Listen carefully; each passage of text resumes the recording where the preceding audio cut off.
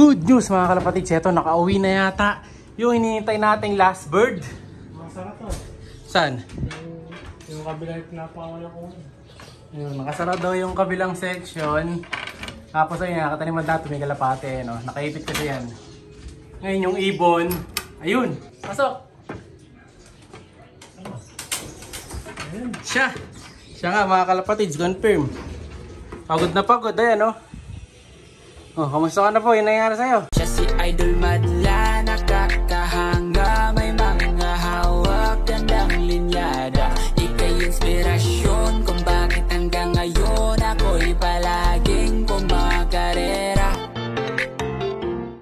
Naligaw yata ang loko. Nandito na. Ganyan ang puwit. Hindi nakakain to. Hindi nakakain. Basa. Ito mukha siguro. Payat. Medyo numipis. Hindi naman gano'n. Ayan, pink na pink ang laman, no? Numipis lang. Numipis lang. Pero may sticker pa eh. Yan, basa. Tumalas. May sticker pa. Baka bumahaw siya. Bantot. Kailangan to, ligon mo na rin agad. Para ma-recover. So, at least nakauwi sa nating ibon. Ito yung sticker. Yun, buo naman ang sticker. So, hindi siya nahuli. Ayan, ayos. Hindi lang siya nakakain. Hindi na nakakain. To kaya naligaw, nasama. Ayun o. Ito mo, ano yung itsura? Namin kang ilong eh. Naging pink nose eh. Ayan. Oo. Wala naman siyang sipon. So, gagawin na lang natin dito. Recover natin. Lilipat kasi natin talaga sa kabilang club to, diba? Sabi ko sa inyo sa mga nakaraang video. So, ito yung pulling winner natin. Na late nang uwi. Buti, umuwi ka pa. Uwi, kinabukasan. Dungis, ano? Ayan. Hindi nakakain yung ating warrior. Ayan. Pero okay lang, madali na ma-recover. Lalagay muna natin yung bale doon sa ating hospital section. Ayan. Nilalagay kasi natin yan yung mga bagong dating muna. Ayan. Lalo yung kapag kanyari, mukhang madumi itsura. Yan, para safe. Ayan. If ever umikot ulo nila, at least malayo-layo. Yan muna tong si 03. Ayan, pipicturean ko na rin to para dun sa ID niya ng pooling. Ayan, kita nyo mga kalapatids, ito may trap nga tayo dito. Ayan. Ayos may itlog pa yung trap mo boy. May itlog ba? Kalapatids yung trap. Ayan o. Pambira trap, nilagyan ng itlog.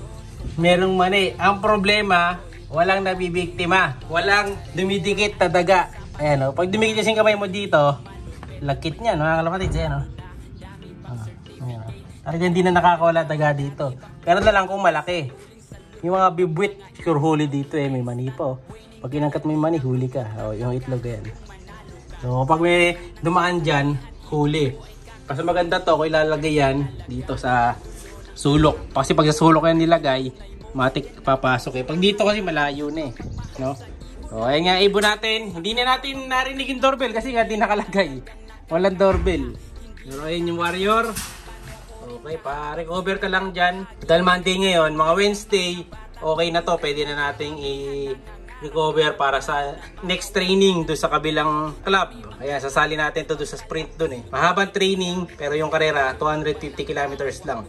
So, pasok na pasok to kasi nga, speed bird. So, yung kapatid na lang niya yung lalaban sa kabila, sa Tacloban. Si 04. Kasama si 04. Yan, nagbibilad sa labas. Nandito. Ayun, nandito yung iba natin kasing warrior mga kalapatids. Ayan, no? Si Puti, lugon talaga kaya hindi na natin sasakay din next week. So bali sasakay natin, 6 no? 6 na lang isasakay namin nito sa Friday.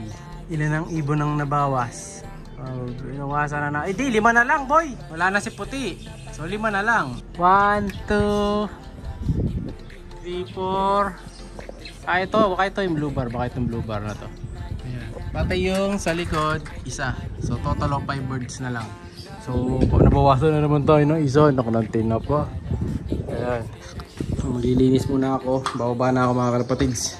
Linis mode muna. Kahapon di ba nakauwi nga yung ibon natin na to. Ayan, medyo recovered na siya. Kaso ang napansin namin sa dumi niya, medyo umangit yung dumi niya mga kalapatids. Ayan, no? So dumumi siya na parang putol-putol na bulate. Ayan. Mayroon na siyang sakit na dala mga kalapatids. Kaya hindi natin pwede isama kaagad. No? Kasi tabi sa mga kumakain. Ayun nga, nagkasakit yung ibon natin. Pero pa-recover naman na to. So, ang pagkain niyan, may gamot na saka yung patuka. Ayan, hinahaluan natin yung patuka nila para mabilis din ma-recover. Siguro mga ano to, 3 to 5 days, malalaman na natin na kanyang magiging final condition. Kasi kita nyo yung paa niya, oh, medyo namula rin. Ayan yung mga paa niya, pulang-pula yung mga paa. Dapat namumuti. So, sign yan na tinamaan ng sakit yung ibon. Ayan, saka stress, ayan, pag nakaganyan yung leg niya, nakakubit, sabihin yan, may ano yan, may dinaramdam. Pero okay lang yan, at least nakauwi, parang lumabo din yung mata niya. So, titingnan natin, kailangan mahabol natin ito kasi magtotoso tayo sa mga susunod na araw, no? Kailangan ma-recover na natin ito. Pag di natin na-recover, naku po, GG tayo. Wala tayong panlaban na matulin. Sayang, matulin pa naman yan.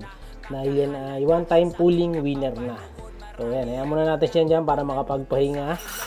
And then dito naman, mamaya may loading tayo para sa mid-toss. So mid-toss natin lahat ng mga sinasakay nating warrior dito. Ayan, kasama yung ngayon, si Off Color, si Boy Bagal na Off Color. Sasakay natin mamayang gabi yan.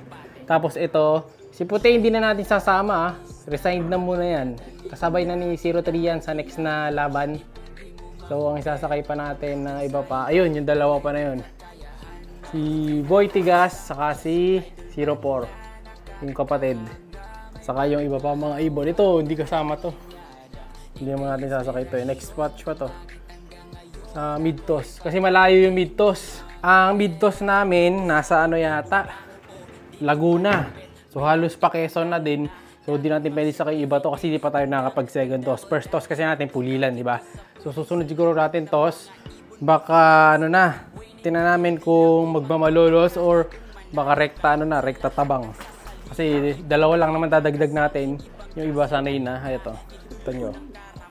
Ano, sanay naman na to eh. Lalo si Puti ang ilalaban natin. Ano, sa next na labanan. Sana di abutan ng todong lugon to. Naka-sticker pa, di na nga natin tinanggal. Kasi nga, lalaban din naman siya ulit. Saka si Kobe pala, sasakay din pala natin yun, si Kobe. Ayan, ito, si Off Color lang pala nandito. Wala pala naman dito sa labas, oh. Malinis, oh. Pagka ayaw nila malinis na ganyan, ayaw nila sa labas. Gusto lang nila sa loob. Malakas ang hangin pagka ganyan. Naka-open lang tayo. Dito, ayan, oh. Ayaw din nila lumabas. Wala rin yata ang kalapate dito. Ayun, may ilang kalapate, mga young bird pala. Ayun, isa, dalawa, tatlong young bird. Tapos yung iba, mga matatanda, nandito na. Ayaw na lumabas. Eh, bukas din pala, sa susunod ng mga video, abangan nyo. Kukunin na natin tong itim. Kasi itlog ng itlog, mga kalapatids na mamare. Babae yung itim. So, dalawang itim yun nilabas ng mga ibon natin. Isa pa tayong itim sa labas, yung anak ni Kobe yun. Bibreed ko na. Ito, bibreed ko na lang din to. Kasi itlog ng itlog. So, manlalatalan to dito pagka di natin inalis. Ayun pa isa.